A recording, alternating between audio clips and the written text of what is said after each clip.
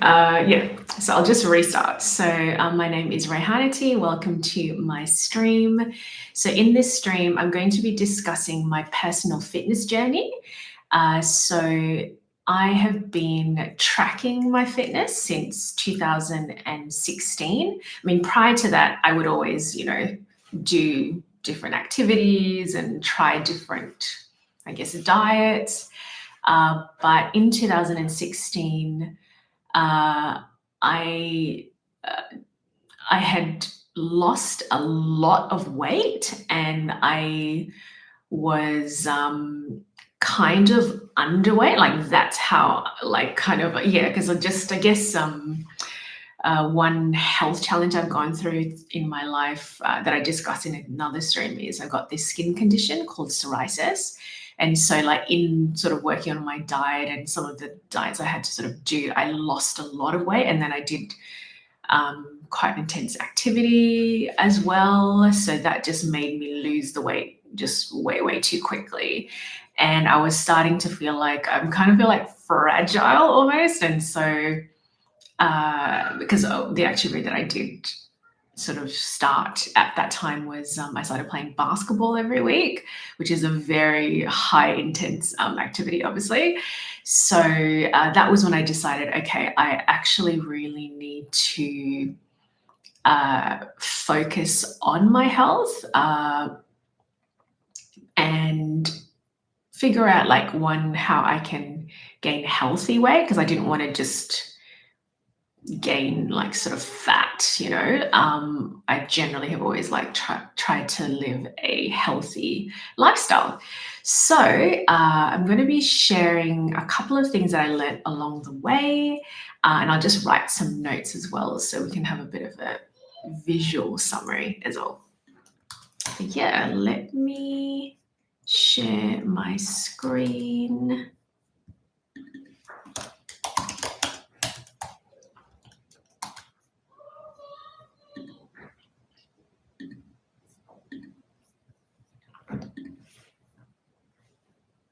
And I'm really hoping that the audio is working, because the little audio bar is not showing, so that makes me a little bit concerned, but we'll see. Okay, so tips to achieving your fitness goals. So the first one is, something I've mentioned in my introduction, which immensely helped me, is actually tracking your progress. So I'm actually going to show you what my spreadsheet looks like. So I'm a little bit of a spreadsheet junkie. So I actually have been tracking my sort of all my experiments and then my results. So in terms of results, so I don't just take my weight, because, for example, in my different experiments, I went to the gym for a period, and the gym luckily had one of those scales where you can actually see the breakdown of your weight. So I remember going to the gym, getting on the scale, putting in notes about what the breakdown of my weight was. And then 2 weeks later, I went on the scale and my weight was actually exactly the same.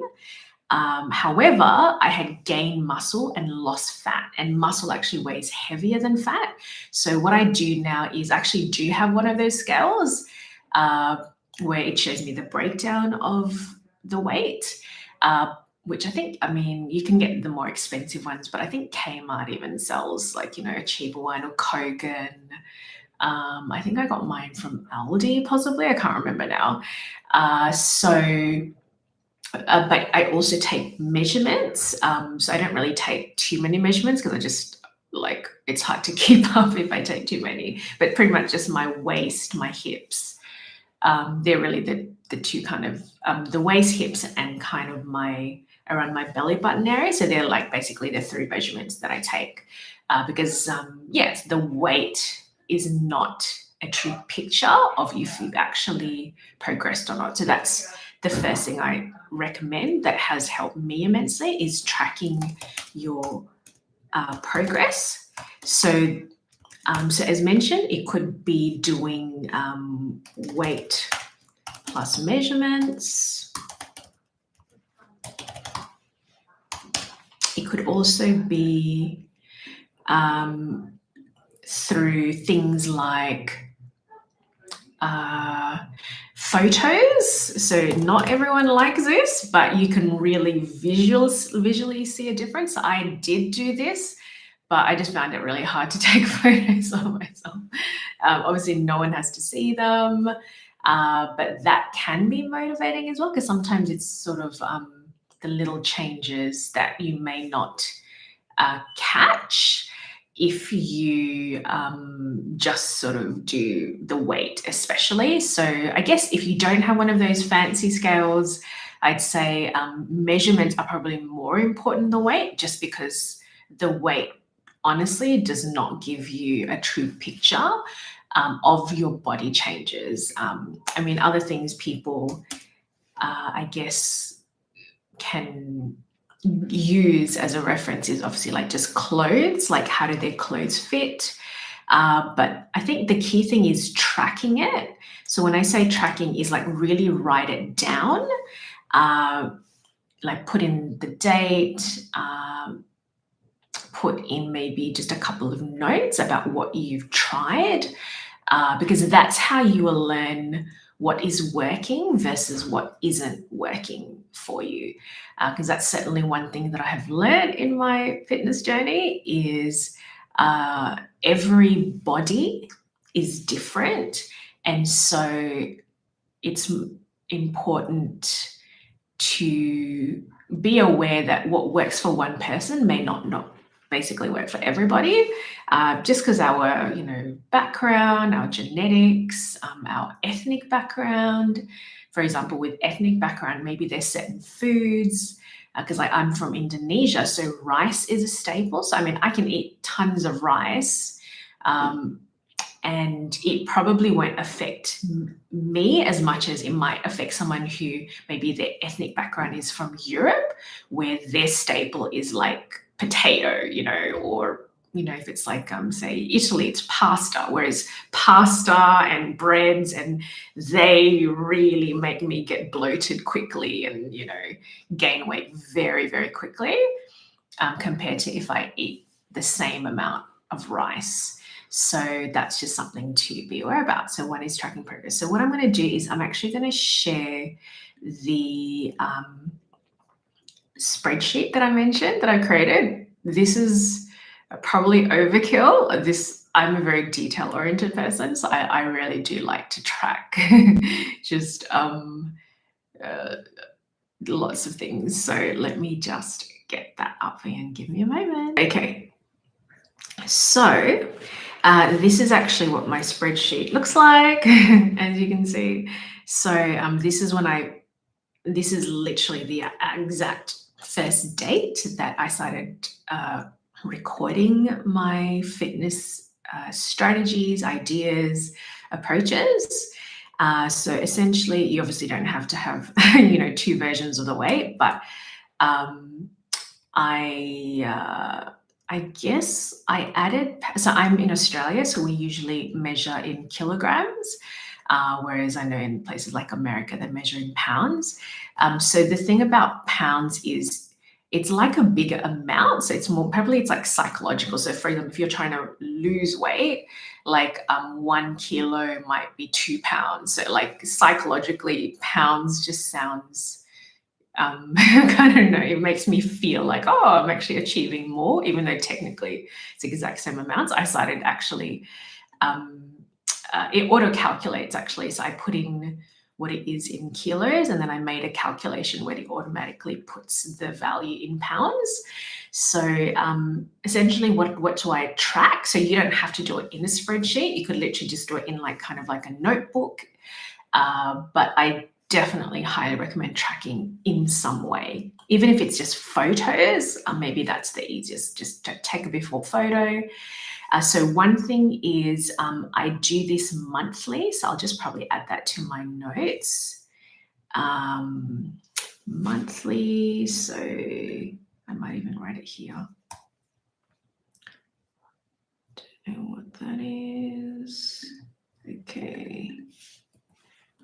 monthly experiment. So I do monthly sort of tracking. Like I know there are people who do daily, weekly. I've tried it, and in my actual spreadsheet, I've got records of it, but it's just like in my view, like if it's something where I feel like it's too much work, I find that it's something I won't stick to. So monthly, I find is a good amount of time.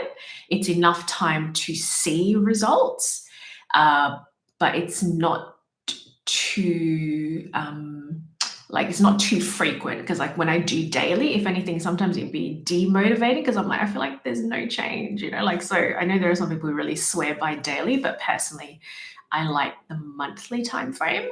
Mind you, the benefit of doing a more frequent time frame, like say even weekly, is um, maybe something's not working, and I guess you don't want to do it for a whole month and realize it's not working and feel like, oh my god, I could have saved time if I had done a weekly check-in and then adjusted what I did. So I guess if you are maybe wanting to lose weight for a particular, event, for example, then maybe something more frequent would make sense. But for me, it's like kind of, I mean, I just do this for my general sort of health and fitness. So monthly is perfect for me. So basically, I put in what is the experiment that I'm going to do, and I just literally just write notes. So in my case, I actually do intermittent fasting. So basically, I would go, this is like, before, and then like before measurements, and then the plan, intermittent fasting, and maybe walking every day for 30 minutes. So let's say that's the plan. So that's just the other thing I want to highlight when it comes to fitness goals is if you're coming from not having done any activity ever, and then suddenly you want to achieve a fitness goal, again, it's that whole thing of what's more sustainable. So I'm a big believer of taking baby steps, and then you will kind of make that your routine and something that you don't even have to think about. It's almost like you have to do it, and then slowly progressing from there. So yeah, so this is already two big things in intermittent fasting in terms of diet, and then walking every day if you've never done that before, or even maybe not even every day, it could be every week if you've never done it before, but then you slowly build up to say walking every day. But yeah, so basically I do a quick note of what is it that I'm testing, put in my weight, and then if you have one of those little machines, you can put in what is your body fat, muscle mass. I go waist, hips, tummy, and that's it. And then my little spreadsheet kind of auto calculates. So then the next month I'll put in the date. So I might just put in, result, and then maybe, so this is go results, and then plan 2, for example, and then maybe making adjustments. So let's say when you tried to walk every day, it didn't really work because of just your usual busy schedule. So maybe going maybe walking on the weekends, but then daily doing like a YouTube video or something like that. But yeah, but key principle that I want to highlight is the importance of tracking your progress, because that's actually what will motivate you when you see, oh my God, I'm actually getting results. That will inspire you to keep going. But yeah, so let me go back.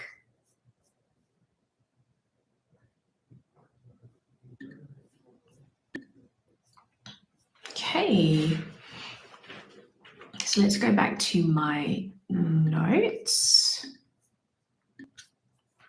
So tracking progress, weight measurements, and photos. So the second thing I mentioned while I was sharing my little spreadsheet is the importance of taking baby steps until they become a routine. Because this is just essentially, it's more sustainable versus you do like this crazy diet and you can only sustain it for a month or two. And it was just so hard and deprived you of so much that month 3, you're just binging just to kind of like almost like a consolation for like that sacrifice that you made. You're like, oh, I deserve this. Like that was just so hard. So yeah, so totally baby steps until it's a routine, so it's more sustainable, and then adding to that. So the other kind of key principle I mentioned as well throughout is that one size does not fit all. So this is why I experiment and why I track my progress. This is why experiment and tracking.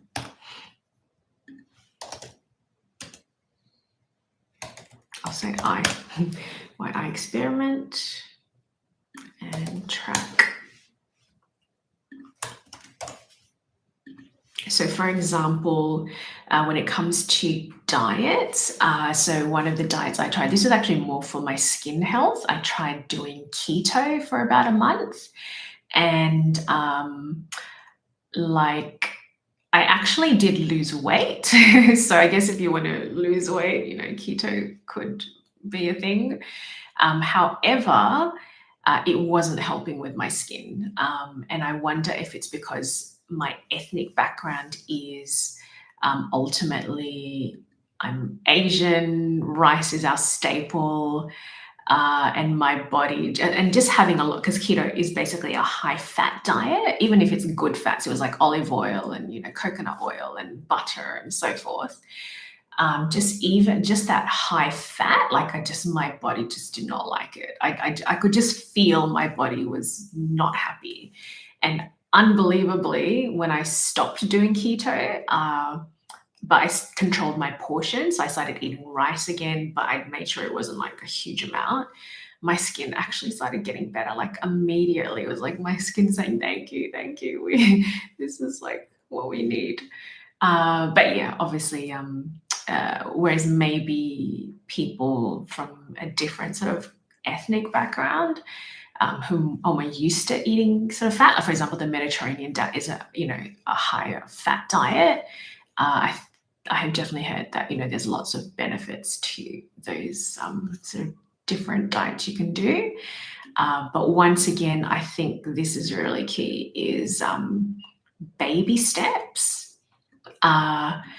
Doing one change or say up to 3 changes until they are your routine and your habit, and then adding to it versus, okay, I'm going to just do everything. I'm just going to go cold turkey. I'm going to completely stop eating junk and I'm going to go to the gym.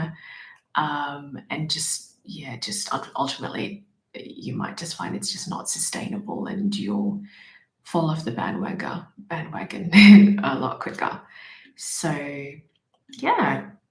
So what else was there that I wanted to highlight relating to my health and fitness? So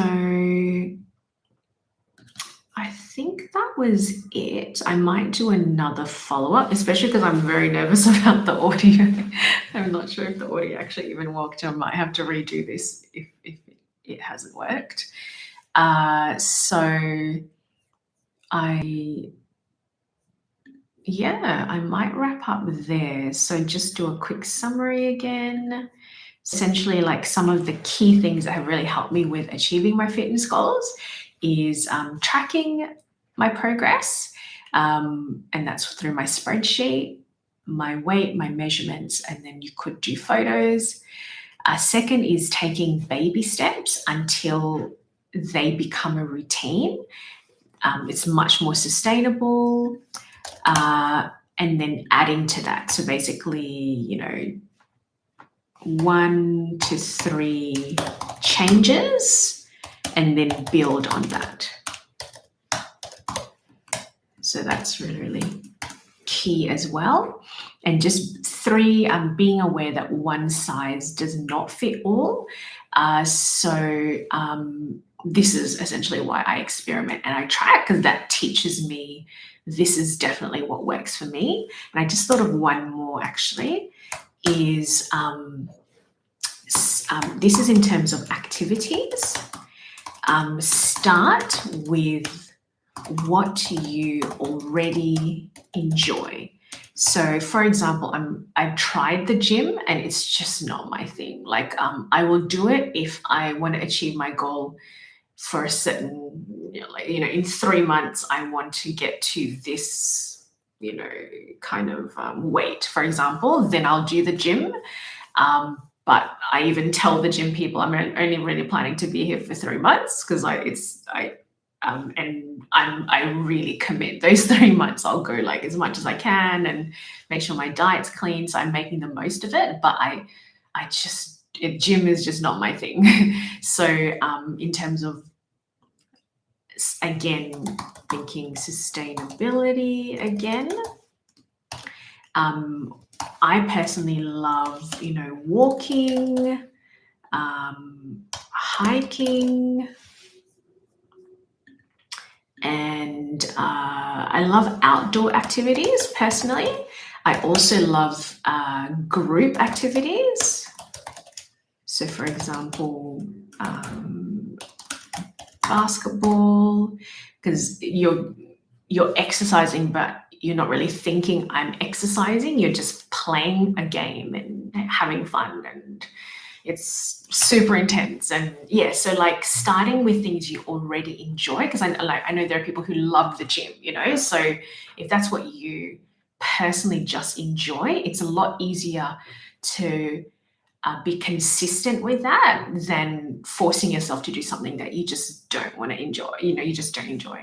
So so that there are other things. And actually I've discovered, so those at-home fitness videos and stuff, so those YouTube home fitness stuff, like but they're really, really short, so they're up to 15 minutes. So they're things I personally also really enjoy, because it's not taking too much of my time. Like it's not like an hour, because if I'm going to the gym, I really want to be there probably at least an hour to make the most of it.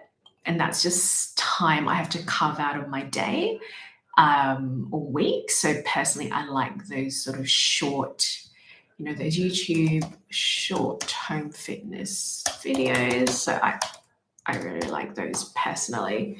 But yeah, these are things, but again, it may not work for everybody, which is why it's about what is it that you enjoy.